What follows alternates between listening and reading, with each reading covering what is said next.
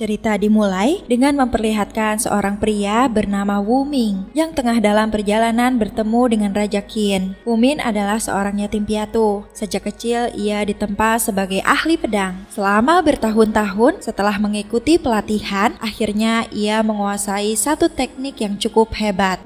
Wu Ming tiba di ibu kota kerajaan Qin untuk bertemu dengan sang raja yang memanggilnya karena ulahnya yang menghebohkan di kala itu. Karena keberhasilannya menghabisi para pemberontak kerajaan, Wu Ming diberi hadiah spesial untuk duduk dan makan bersama dengan sang raja. Wu Ming pun berjalan seorang diri masuk ke dalam istana. Sebelum masuk ke dalam istana, Wu Ming diperiksa lebih dulu dan ia diperingatkan untuk menjaga jarak 100 langkah dari baginda raja. Setelah melalui pemeriksaan yang ketat, Wu Ming akhirnya bertemu dengan sang raja, menyampaikan kabar bahwa ia telah menaklukkan 3 pemberontak yang sebelumnya berusaha membunuh sang raja. Sebagai buktinya, Wu Ming menunjukkan senjata mereka di hadapan sang raja, yang akhirnya membuat Wu Ming bisa mendekati raja hingga radius 20 langkah. Setelah berada cukup dekat, sang raja pun menanyakan kepada Wu Ming bagaimana caranya ia bisa mengalahkan lawan sehebat Sky. Kemudian Wu Ming memberitahu sang raja jika Flying Snow and Broken Sword adalah pasangan kekasih yang sudah tidak saling bertegur sapa. Karena Flying Snow memiliki hubungan gelap dengan Long Sky. Setelah itu, Wu Ming pun menceritakan di saat para pendekar pedang kerajaan Qin tengah menentang Sky. Di sana ada 7 pendekar pedang kerajaan Qin bermaksud untuk menangkap Sky. Satu persatu dari mereka pun maju untuk menghadapi Sky.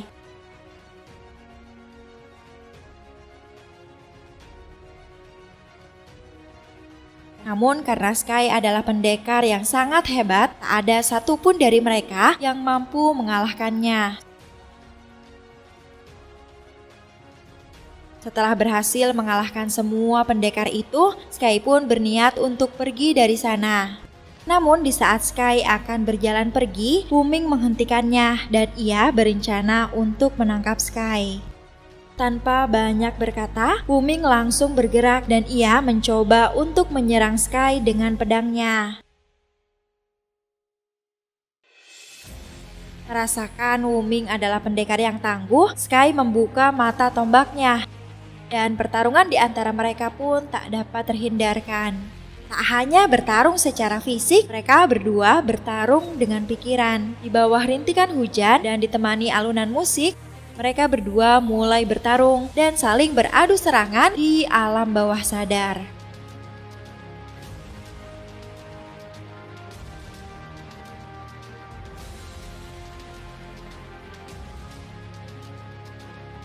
Di sana, mereka berdua bertarung dengan sangat sengit. Dan mereka berdua terlihat cukup imbang.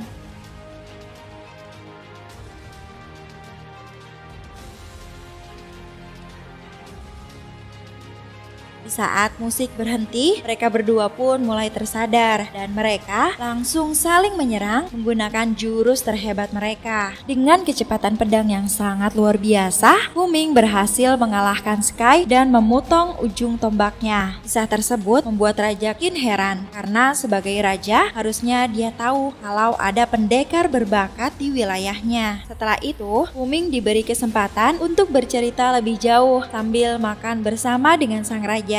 Dan akhirnya kini mereka berjarak hanya 10 langkah saja. Wu Ming pun melanjutkan ceritanya dan kali ini ia menyamar sebagai warga untuk menemui Flying Snow and Broken Sword yang berada di sekolah kaligrafi kerajaan Zhou. Wu Ming datang ke sana dengan alasan untuk meminta salah satu tulisan kaligrafi yang akan dibuat oleh Broken Sword. Snow dan Sword di sini menyamar dengan menggunakan nama Spring Book dan Hegel. Wu Ming memberitahu Sword bahwa kehadirannya di sana adalah untuk memesan gulungan kaligrafi kata pedang, namun dengan cara yang berbeda. Untuk memulai kaligrafinya, Sword membutuhkan tinta merah. Muridnya yang bernama Moon pergi meminta tinta merah tersebut pada Snow. Namun Snow menolak dengan dalih kenapa bukan Sword saja yang memintanya langsung. Dari sinilah terlihat jika memang Sword dan Snow sedang dalam keadaan tidak akur. Sebelum mencabut kaligrafi itu, Sword terlebih dulu memperlihatkan beberapa cara penulisan kepada Wuming. Tak lama setelah itu, di luar kerajaan Zhao, para pasukan kerajaan Qin telah terlihat dan mereka akan melakukan serangan ke kerajaan Zhao. Setelah berada di jalur serang, semua pasukan pemanah kerajaan Qin langsung bersiap untuk menyerang kerajaan Zhao dari jarak jauh.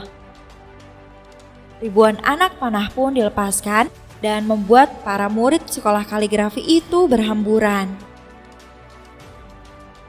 Namun di saat mereka akan pergi, tetua sekolah itu pun meyakinkan kepada para muridnya tentang tekad kuat yang ia miliki. Meski dihujani oleh anak panah, tetua itu tetap tinggal dan melanjutkan menulis kaligrafinya. Melihat hal itu, semua murid pun kembali ke tempat duduk mereka, meskipun ribuan anak panah menghujani sekolah mereka.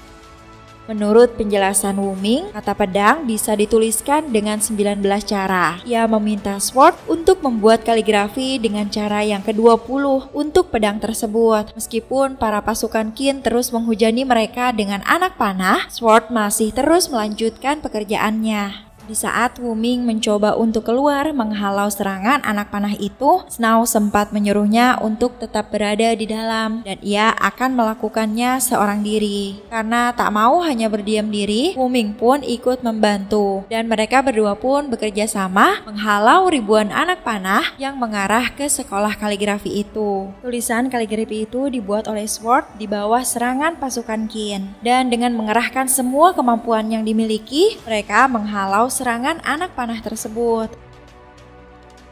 Tak lama setelah itu, pasukan Qin pun memutuskan untuk menghentikan serangan.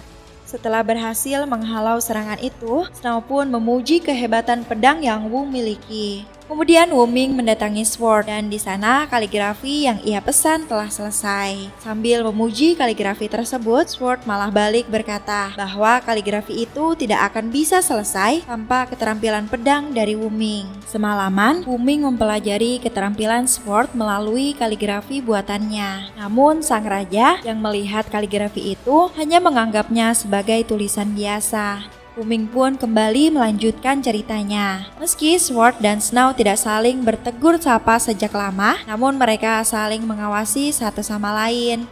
Akhirnya, Wuming mengungkap identitasnya yang sebenarnya. Ia mengaku telah membunuh Sky dengan memperlihatkan bukti potongan ujung tombak peraknya. Wuming juga mengungkap hubungan gelap antara Snow dan juga Sky yang akhirnya membuat Sword marah. Wuming menantang Snow untuk bertarung dengannya di kamp pasukan prajurit Qin untuk membalaskan dendam kematian Sky. Sword marah terhadap pengkhianatan Snow kepadanya. Ia pun mencoba membalas perbuatan Snow dengan memperlihatkan dirinya yang sedang bercinta dengan Moon. Sword sebenarnya tahu kalau Snow mengawasinya dan sengaja membiarkan Snow melihat hubungan percintaan tersebut. Setelah selesai melakukan hal itu, Sword menyuruh Moon untuk pergi karena tujuannya hanya membuat Snow merasa cemburu. Kemudian Sword mendatangi Snow di kamarnya dan ia mengatakan jika ia telah berhubungan dengan Moon dalam waktu yang cukup lama. Snow yang marah pun langsung menusuk Sword dengan pedangnya. Dan pada akhirnya Sword pun tewas karena hal tersebut. Snow pun merasa sangat menyesal dan bersedih karena telah membunuh Sword. Keesokan harinya, Moon mendatangi Snow. Di sana, ia berniat untuk membalaskan dendam kematian gurunya itu. Dengan dendam yang membara, Moon langsung menyerang Snow dan pertarungan terjadi di antara mereka. Tampaknya Snow enggan menghadapi Moon dan ia hanya menghindari dari setiap serangan yang Moon berikan.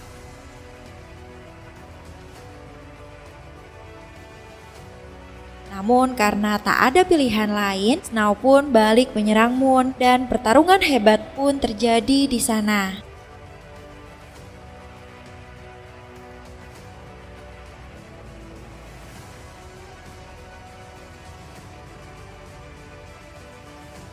Setelah melalui pertarungan yang hebat, Moon pun akhirnya tewas setelah menerima serangan hebat dari Snow. Setelah berhasil menghabisi Moon, Snow pun mendatangi Wuming dan bertarung dengannya. Rencana Wuming rupanya berhasil. Snow yang sedang tidak stabil akhirnya berhasil dikalahkan oleh Wuming. Setelah menceritakan kisah tersebut, sang raja begitu terkesan. Namun Raja Qin tak begitu saja percaya. Sang raja begitu paham betul karakter dan pendirian para pembunuh legendaris tersebut. Sang raja menuduh Wuming yang sebenarnya berniat akan membunuhnya, sama dengan para pembunuh sebelumnya. Raja Qin menganggap Sword adalah pendekar terhormat yang tidak akan merendahkan dirinya untuk menipu bahkan mengkhianati Snow. Raja Qin malah beranggapan bahwa yang terjadi sebenarnya adalah para pembunuh tersebut merelakan hidup mereka sehingga Wuming bisa mendapatkan kepercayaan. Jadi menurut dugaan sang raja, Wuming dan Long Sky sebenarnya saling kenal. Mereka berdua telah membuat kesepakatan untuk berduel di hadapan para pasukan Qin untuk meyakinkan mereka semua yang menyaksikannya. Sky akhirnya kalah, mengorbankan dirinya terbunuh, dan Wuming mengambil ujung tombaknya yang patah sebagai bukti untuk dibawa ke hadapan raja. Setelah itu, Wuming menemui Snow dan Sword. Ia memberitahu mereka berdua tentang maksud dari kedatangannya. Wuming kemudian mendemonstrasikan jurus terhebatnya sambil menjelaskan bahwa dia bisa menggunakan teknik ini untuk membunuh raja. Tapi untuk berada di radius 10 langkah itu harus mendapatkan senjata Sword dan Snow untuk dibawa raja sebagai bukti meyakinkan kalau Wuming memang telah mengalahkan mereka. Wuming menambahkan bahwa dia hanya perlu membunuh salah satu di antara mereka berdua di hadapan para prajurit Qin. Esokan harinya, dalam perjalanan menuju kamp prajurit Qin, Snow lebih dulu menyerang Sword dan berhasil melukainya. Hal itu dilakukan karena Snow tidak ingin Sword ikut tewas dalam pertarungan melawan Wuming. Setelah merawat luka Sword, Snow melanjutkan perjalanan untuk bertarung melawan Wuming di hadapan para prajurit Qin. Sword pun hanya bisa bersedih melepas kepergian Snow. Singkat cerita, Snow pun telah sampai di tempat yang dijanjikan dan ia berada dalam kepungan prajurit Qin. Di sana, Wuming menceritakan kepada Jenderal Qin untuk membiarkannya bertarung melawan Snow. Setelah mendengar penjelasan Wuming, sang jenderal pun mengizinkannya. Dan pertarungan antara mereka berdua pun terjadi di sana. Dengan bersenjatakan sebilah pedang, mereka berdua pun bertarung dengan sangat sengit. Setelah bertarung beberapa saat, Wuming mengeluarkan teknik pedangnya dan dengan sekali serangan, Wuming pun berhasil membunuh Snow. Sementara Sword yang terluka hanya bisa menyaksikan Snow dikalahkan dari jarak jauh. Sword pun terlihat sangat bersedih karena wanita yang ia cintai tewas di hadapannya. Esokan harinya, Wuming mendatangi Sword yang sedang berada di sebuah danau. Untuk menghormati kematian Snow, Sword pun bertarung melawan Wuming. Mereka berdua bertarung di atas air dan saling beradu serangan terjadi di sana. Karena keduanya sama-sama hebat dalam ilmu bela diri, pertarungan mereka berdua pun terlihat cukup imbang. Bersenjatakan sebilah pedang, mereka berdua saling menyerang satu sama lain.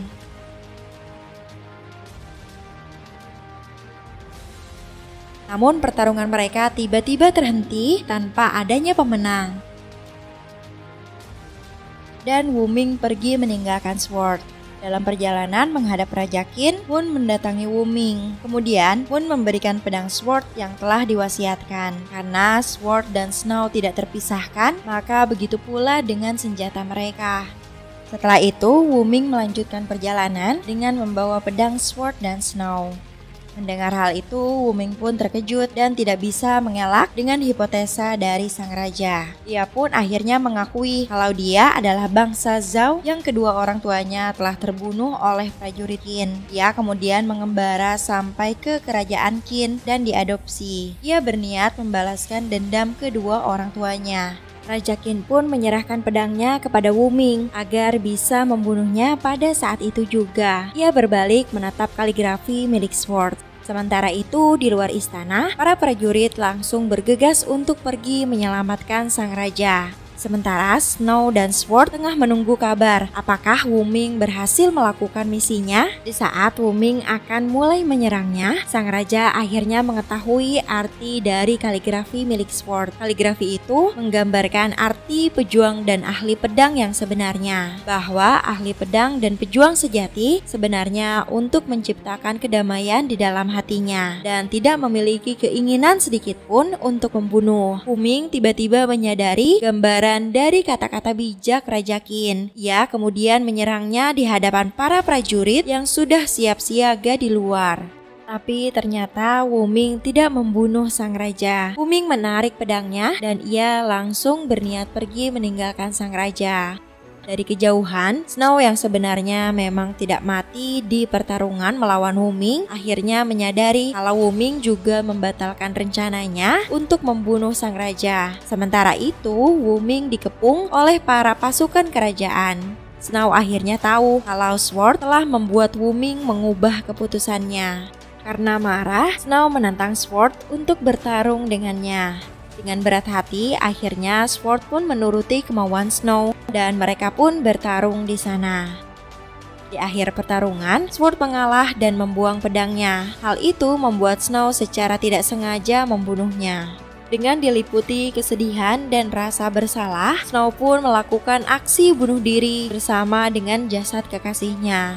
Moon yang menyaksikannya terlihat sangat bersedih. Sementara itu di istana, Raja Qin didesak oleh seluruh prajurit dan anak buahnya untuk menghukum mati Wu-Ming. Meskipun enggan melakukannya, akhirnya Raja Qin memerintahkan untuk mengeksekusi mati Wu-Ming atas upaya pembunuhan terhadap dirinya. Raja Qin menyadari bahwa ia harus menegakkan hukum dan menjadikan Wu-Ming sebagai contoh untuk menyatukan seluruh daratan Cina.